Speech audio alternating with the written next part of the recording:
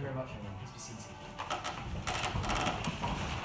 Welcome to this ordinary meeting of the Durham Unionist Society, the final address before we descend into the pit of hell which is exams. It's great to see so many people returning today. Before we get cracking, I would like the Secretary to read the minutes of the meeting.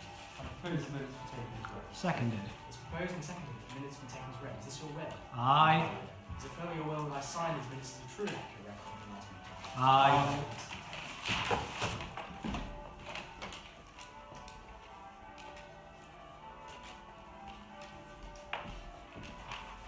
Are there any questions or answers? Any private business? Either point of private business. We have now sold out to Durham Union Summer Ball tickets. So thank everyone. I know some of you here have been keen in buying them already. If there is anyone who knows someone who might be interested in coming to our entertainment afterwards, which will include a casino, a photo booth, a photographer, access to Mozonical's bar, and even better, a after party, a VIP after party at a well-known Durham club with sticky floors.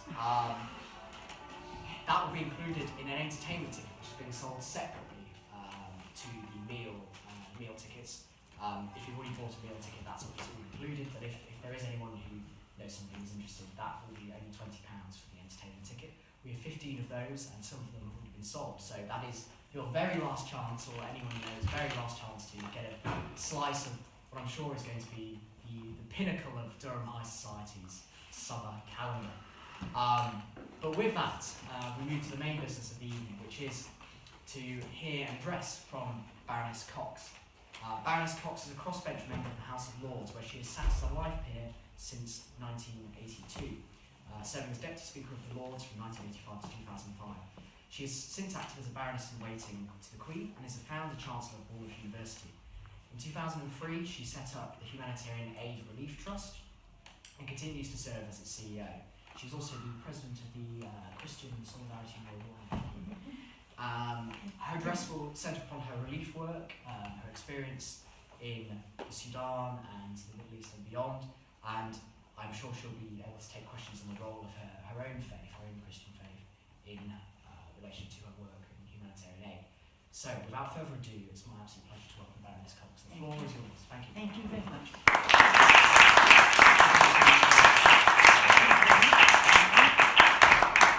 Well, I'd just like to begin by saying a huge thank you to you all for coming. Exams are imminent. I wouldn't have been at all surprised if no one was here at all. And I think this is incredibly gracious of you to come at such a very, very challenging time. So a huge thank you for coming. Second, I'm going to make a huge confession. I prepared a special PowerPoint presentation for you, said Durham, etc., etc., and I've lost the USB stick. So put people to a huge amount of trouble to get everything ready for PowerPoint. I've come without USB. I could have put my laptop. I didn't bring my laptop. So, first of all, thank you. Second, an apology. And thirdly, a very brief introduction I made myself. All I would say about myself is I'm actually a nurse and a social scientist by intention. That's what I thought I was doing in my life. And a baroness by astonishment. And I can tell you it's got a sense of humour.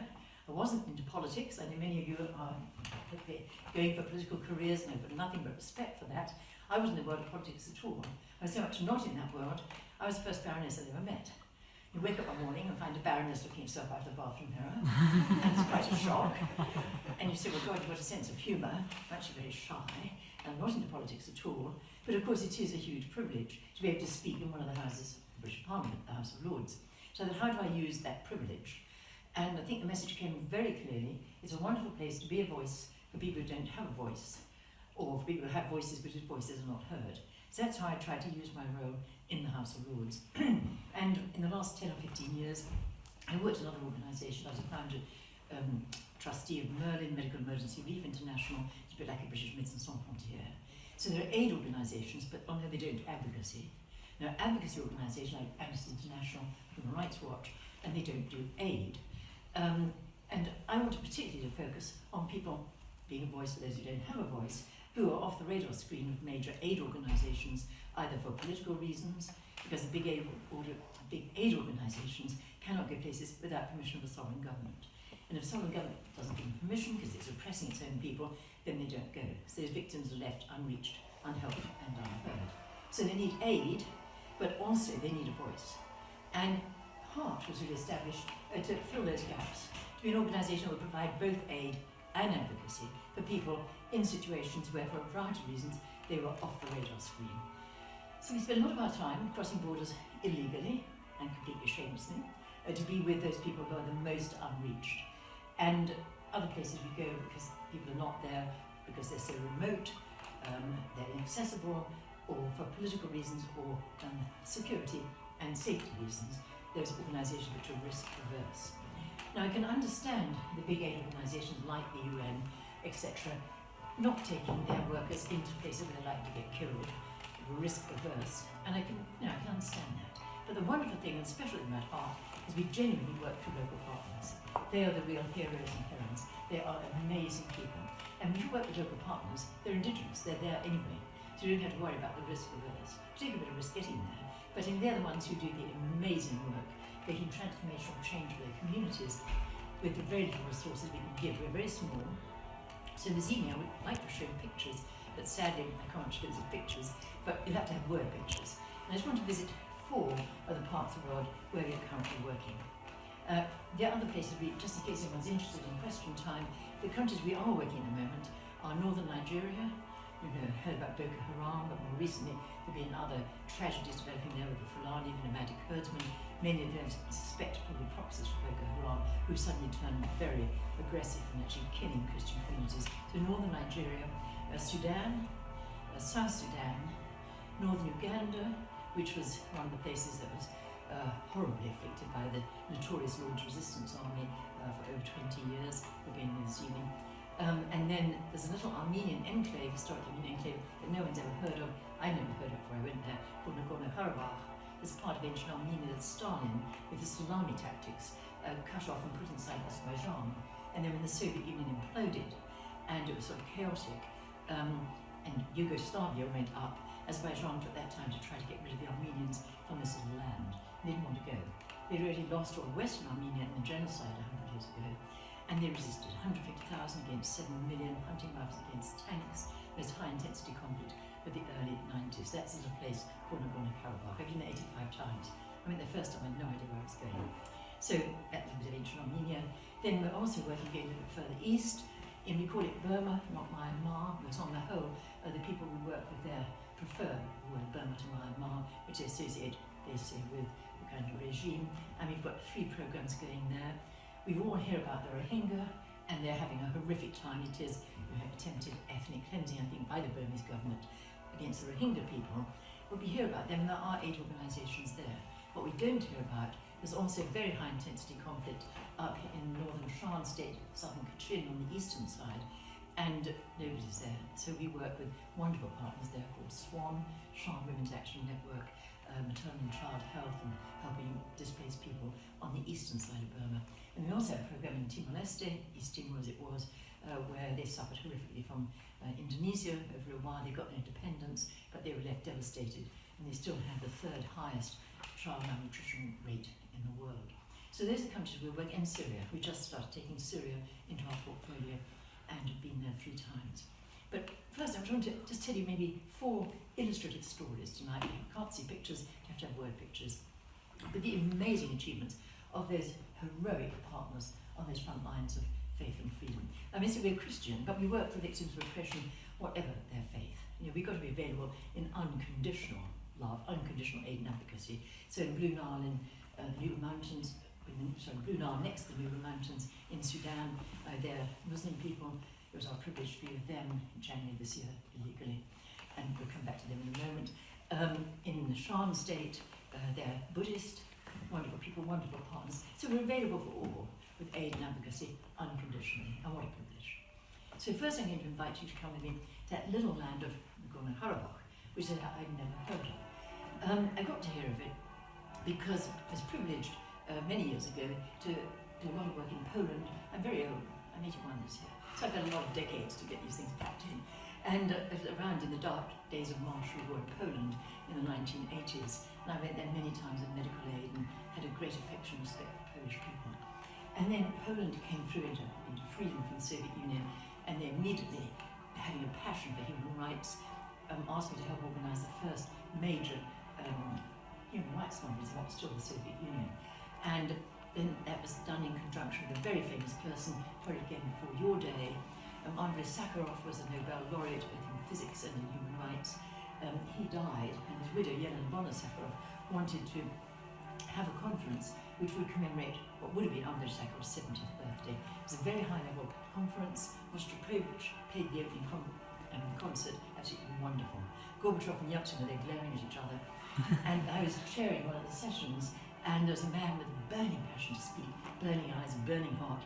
So I obviously gave him the floor, and he comes from this place I'd never heard of. He said, well, you lot are here talking about human rights. My people are suffering, and Azerbaijan had begun the ethnic cleansing of the Armenians from that little land. Began with so-called Operation Ring, when they'd encircled villages with their Blackberry forces, the Oman forces, the most brutal of the kind of secret army forces. They'd have helicopter gunships, they'd have tanks, they'd round the villages up, they'd rape, they'd kill if there was a priest, and they'd drive them off the land for nothing. 12 villages had to raise this up Operation Ring. So I was asked to lead a delegation from Moscow down to this little land I'd never heard of to investigate with an international team of independent human rights activists. We had an American, we had the Japanese, the Russian, etc. And we flew by Aeroflot, and I naively thought, this is the Soviet days, Aeroflot's a good airline now, but this was then. And I naively thought I'd look at the route map on the way down, but I hadn't flown Aeroflot Soviet style before. I must say, rather rudely came to call it Aerogrot.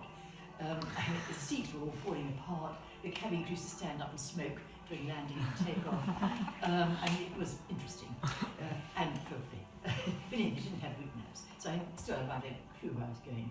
But when we got there and we met the people, we realised it really was ethnic cleansing and serious.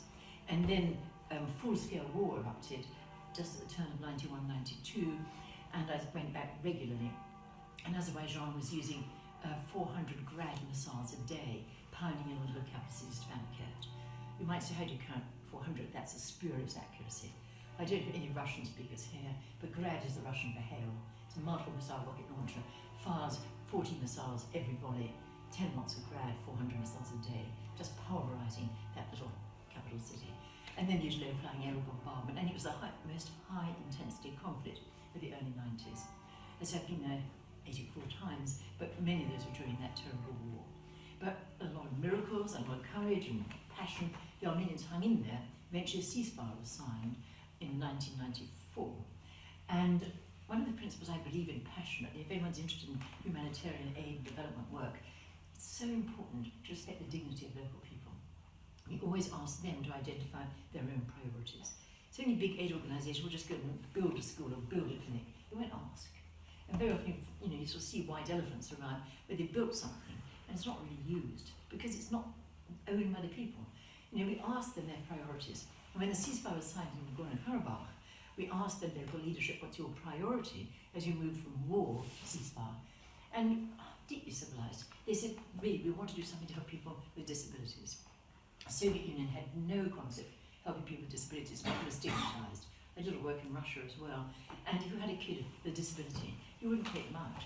Other parents would get really angry. What are you upsetting my child for? I didn't see your child Down syndrome. You were totally stigmatised, marginalised warehouse. And you'd die in a few years from pressure sores and infections. They wanted better for their people in Karabakh. So they gave us a bombed-out old building. And to cut a long story short, our hero of Nagorno-Karabakh, hero of the peace, has turned that, it wasn't any building, it wasn't bombed out, it has turned that bombed out old building into a state-of-the-art, really internationally renowned rehabilitation centre. It is fantastic. They have everything. They have from the smallest ages they can get, little ones with Down syndrome or cerebral palsy, through to elderly people with strokes, still, war injuries, etc. And it's fantastic therapeutic repertoire. They have a hydrotherapy pool, the only one in the region. They have wonderful art, music, and I wish I could show you one of the pictures I've got. I would say the Armenians are amazing people. They don't just survive, they create beauty from the ashes of destruction, and beauty from rubble. And a wonderful kind of sun shelter they have over the place where the little kids play is all made up of old water bottles, mineral water bottles in different colours. And it's a lovely kind of, they're strung over the top. So it's a wonderful, colourful sun shelter where the little kids play. But just to bring this little story to a conclusion, just how incredibly successful it is. he now has reaches all parts of Karabakh with this fantastic therapeutic repertoire, wonderful art, wonderful wood carvings, stone carvings, dance, music, skiing in the Caucasus. Incredible. And the International Committee of the Red Cross, ICRC, has been in Karabakh for many years. They were, one organisation was there during the war, and I have great respect for them. They don't do disabilities, but their director, who's currently started, as they change directors, has a particular interest in disability. And she went down to the rehab centre, and it blew her away. She said, I can't believe it. It's 40 years ahead of anything I've seen anywhere else in a similar situation in the world. And she thinks so highly of it. The ICRC now pay experts in rehabilitation to actually come to the centre. And as we left last time, excuse me, I ran up the hill. As we left last time, they'd phoned in a rehabilitation specialist from Japan. And they bring me what they were to learn what Vardan's done in that little land that was pulverised, that was absolutely devastated, and there it is, a real centre of excellence. It's just an amazing, amazing place. And this is one example of our amazing heroes of peace. I must say Azerbaijan hates me going there. If they really try and stop everybody going, I try and take as many people as I can. And I know one of my parliamentary colleagues I've taken, and they get the most vicious letters from the government of Azerbaijan, though it is illegal technically, although they do deserve a sort of determination and independence. They've suffered at least as much as the people of Kosovo. But anyhow, Azerbaijan is vitriolic, and they write terrifying letters to people and say, if you go to Nagorno-Karabakh, you go on our blacklist. I call the blacklist a roll of honour. That's the other people on the blacklist. I'm proud to be there. So that's that little land. I will leave some of our newsletters. You can have a little look there, and I think that there's something from Vardan in there. Okay, seatbelts on, and we're now going to Burma, and an amazing story in Burma. Now, as I say, we're working in eastern Burma with partners in Shan State and Kachin. We also have a partner in Kachin State, that's Hill Tribe territory, to the northwest of Burma on the border of India. And our partner there, he's got a long local name, Mount Aung San, we call him Sasa, and it is such a remote area, probably some of the most remote places in the world. And they had no healthcare whatever. When Sasa was growing up as a little kid, and one afternoon, probably about age 6 or 7, three of his special school friends died of diarrhea. Diarrhea is a quick killer if you don't treat it. So he lost 3 friends in one afternoon. And a bit later, another of his friends died from a chest infection. And they desperately needed healthcare. Sasa, bright boy, they were not allowed education beyond grade 10 in Chin State because the Burmese government didn't want them to educate indigenous leaders. So you couldn't have high school education or secondary education in Chin State. So he was sent to Rangoon, as it was, for high school. And it took him 2 weeks to get there. He lived in abject poverty between a cow and a stinking toilet. He had to learn Burmese, he only spoke his tribal language. But he eventually came up as the head of the school. Went back home, went to India for his pre-clinicals, again had a rough time, working on construction sites, trying to make money, had to learn Hindi and English, came up as the president of the college. When he was there, he heard there was a country called Armenia, he could study medicine cheaper than in Britain or America. So I met Sasa in Armenia, studying medicine, now his number 6 language, the different script. Again, living in abject poverty, working in restaurants, trying to make money, studying medicine.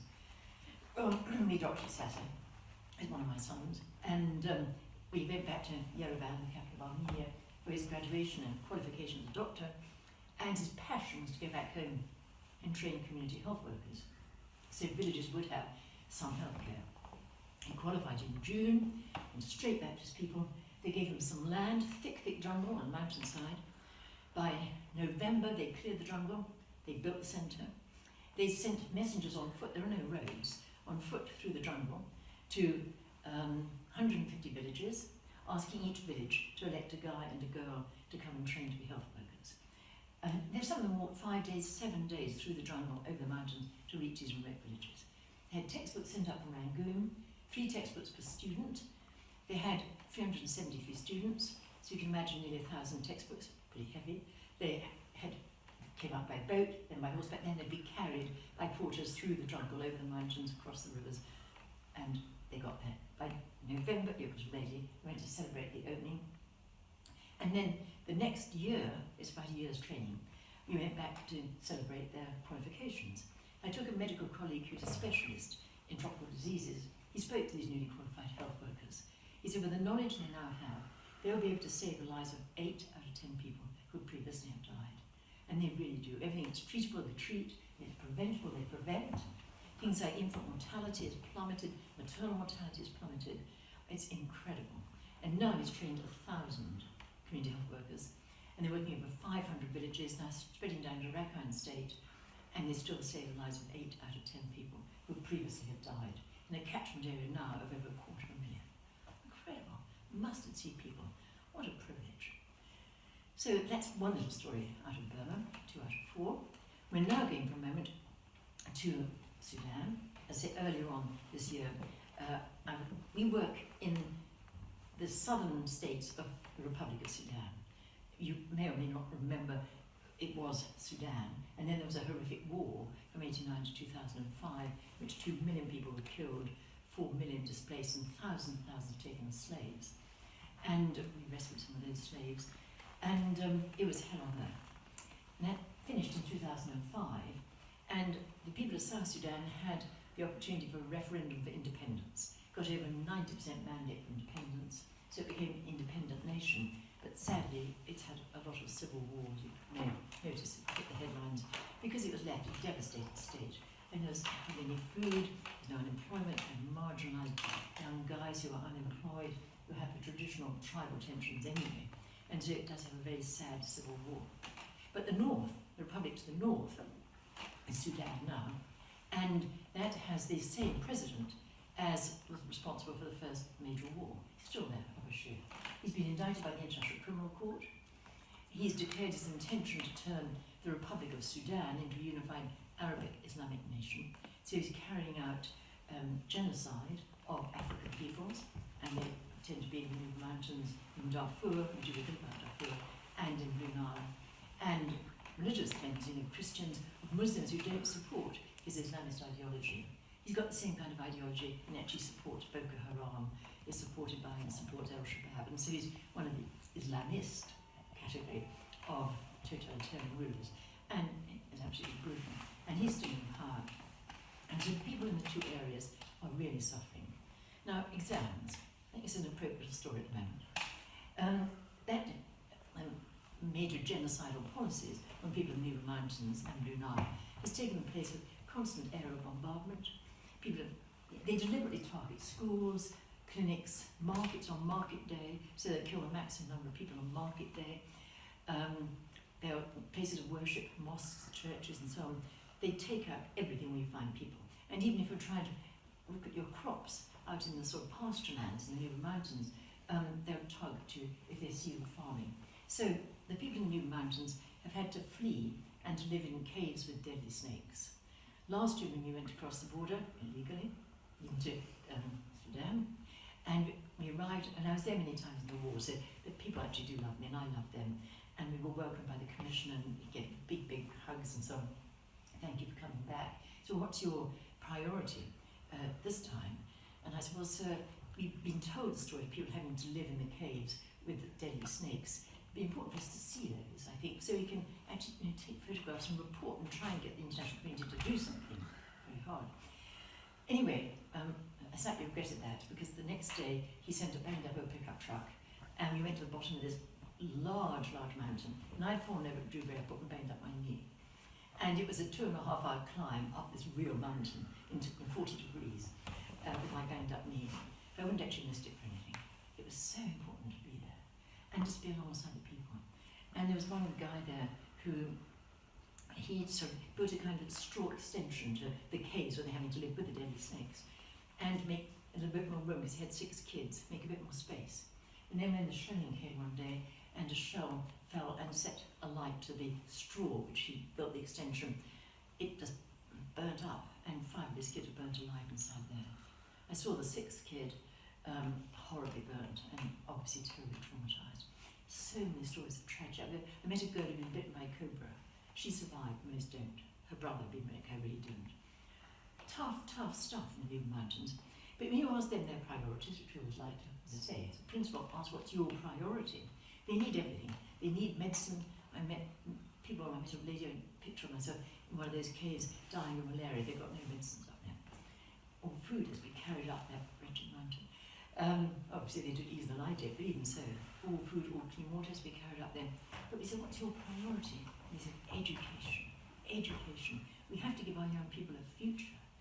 This is a nice phrase. We have to teach them to fight with a pen and not with a gun. So education is their priority. Now they do the Kenya curriculum, because that's a high quality curriculum. And when it comes to exams, I'm getting a sensitive subject moment, sorry about that. When it comes to exams, they obviously have to have invigilators. And the invigilators fly in from Kenya to invigilate the exams. And 1,000 kids come from all over the New Mountains to take their exams. Now they can't take them in a building, because the schools are already bombed, and anyway they'll be targets, because, as I say, Khartoum does target schools. So they have to take them out of doors. Their schooling is done out of doors, but undertree education can be quite effective, but exams is a different matter.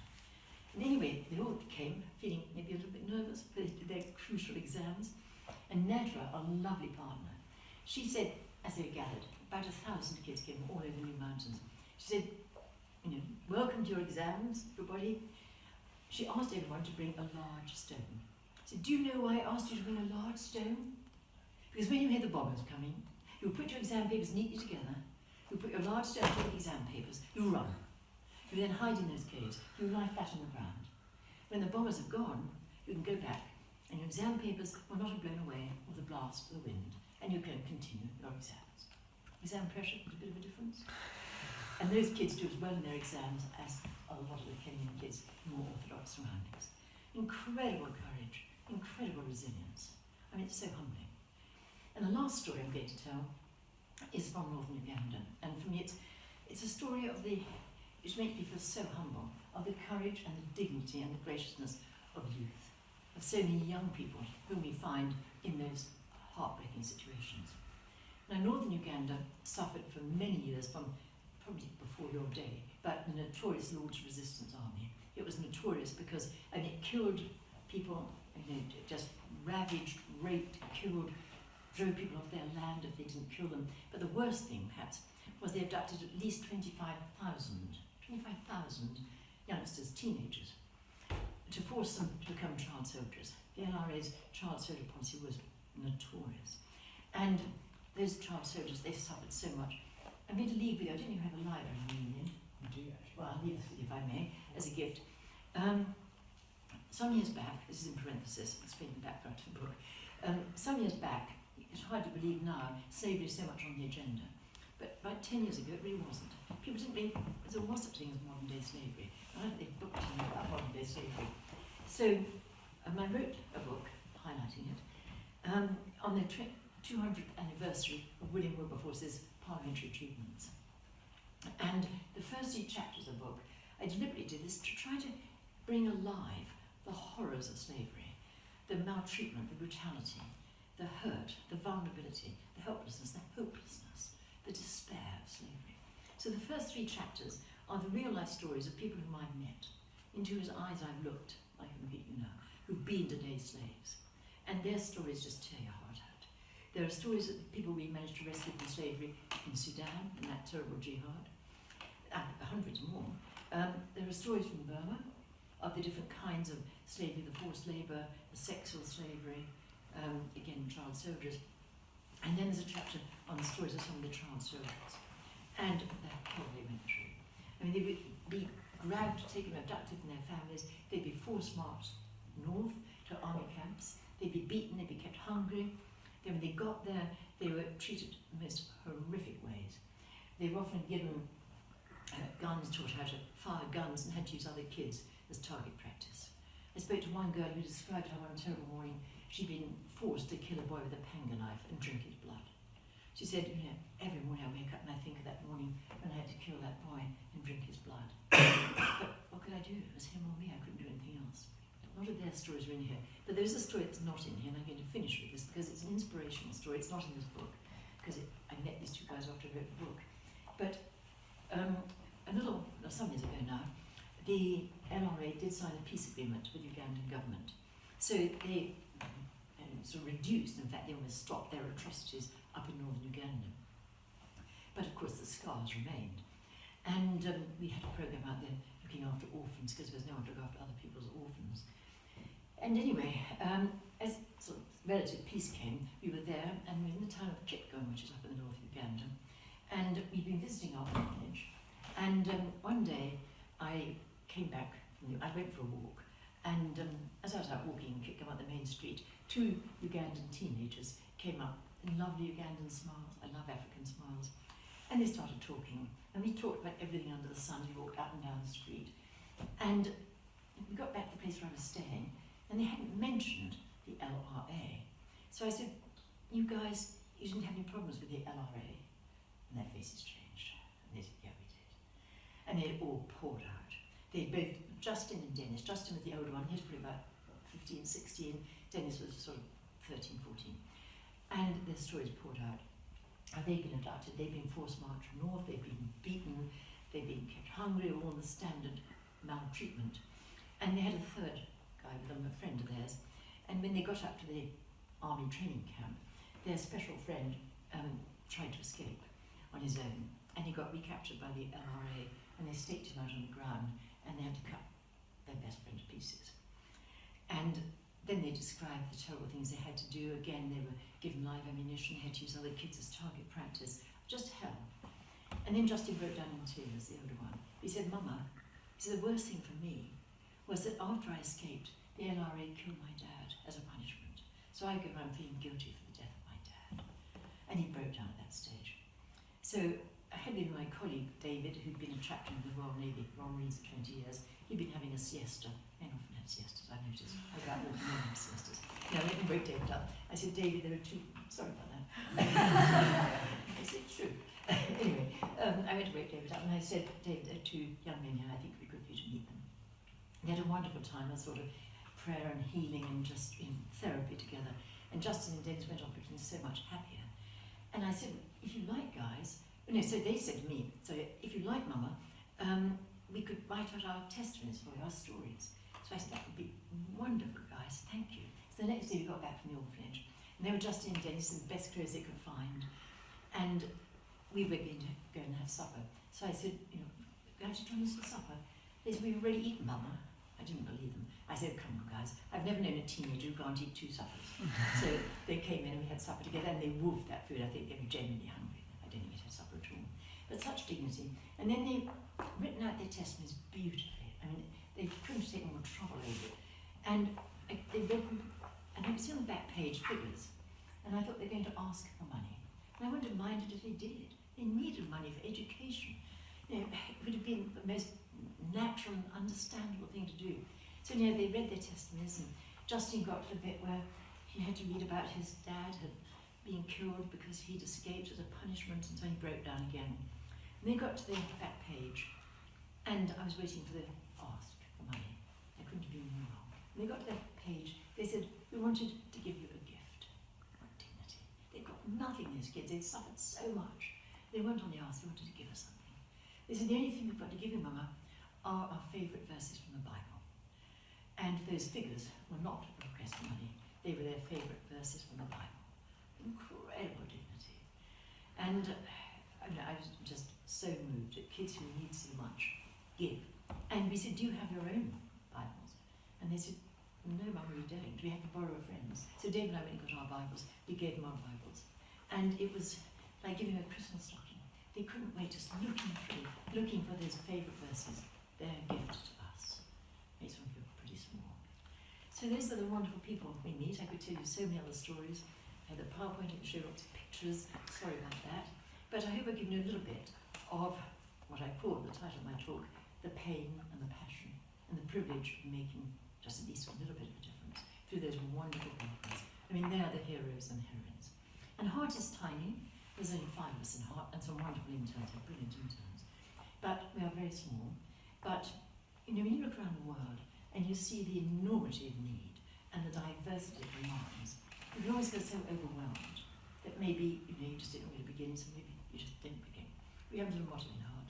Now, I cannot do everything, but I must not do nothing. And we will say, if together we can do something, we can have a little bit of the privilege of making a little bit of a difference in some of those very, very challenging parts of the world. So thank you for letting me share the pain and the